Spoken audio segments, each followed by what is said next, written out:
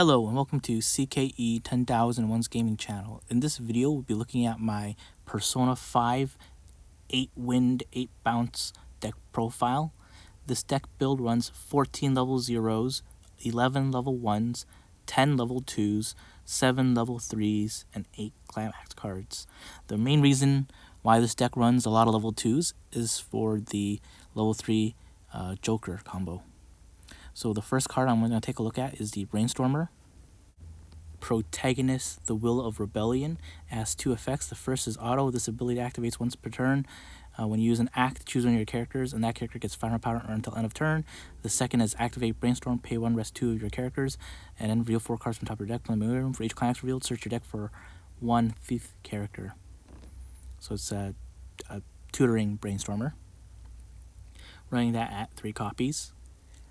And then the next card I'm running is 3 copies of the Runner, Morgana as Mona, the Phantom Guide. Let me focus in on that a bit. It has one effect, auto. At the beginning of your opponent's attack phase, you may move this card to an open position of your center stage. So it's kind of a way to plus because you can guarantee a dodge.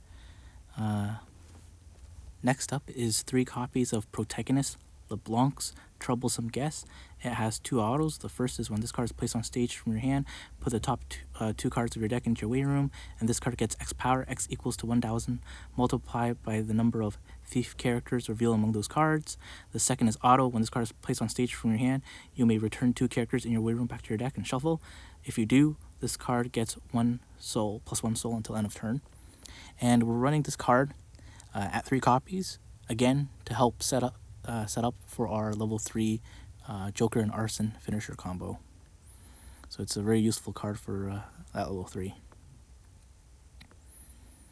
Then I'm running 4 copies of this. Let me focus in a bit.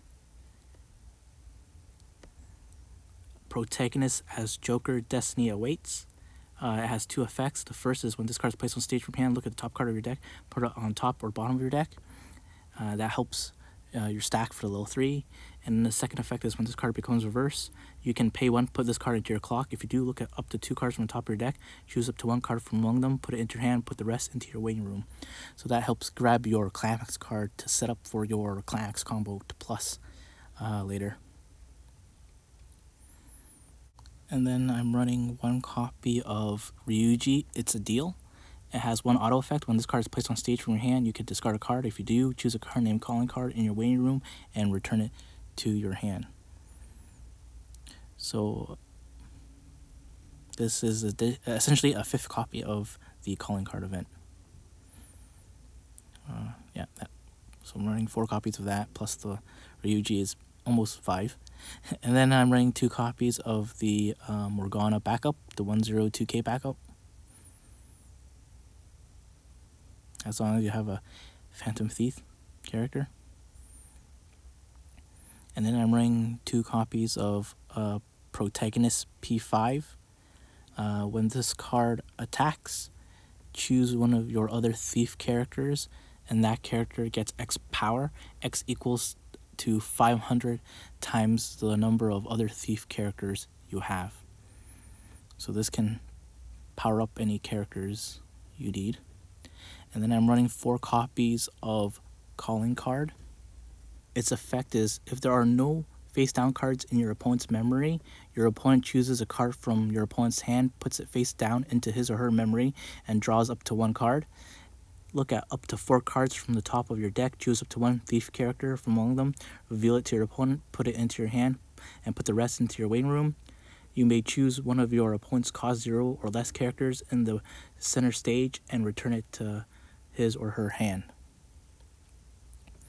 Then next up is 3 copies of Ryuji Sakamoto. This card gets 500 power for each of your other thief or sports characters. It's kind of just a filler at level 1.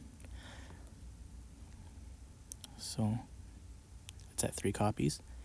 And then I'm running 3 copies of our level 1 combo, Protagonist as Joker, All Out Attack.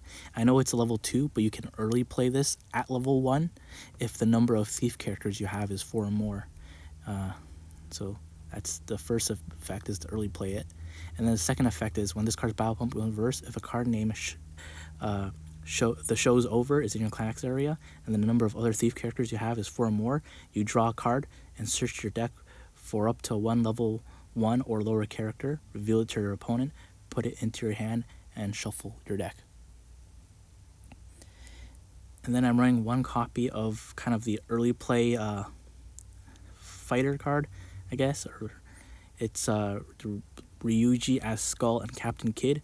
When this card attacks, if the character facing this card is level 3 or higher, this card gets 6,000 power until end of turn. So it's just a level 3 beater, and I don't really use the second effect since I don't run that climax card.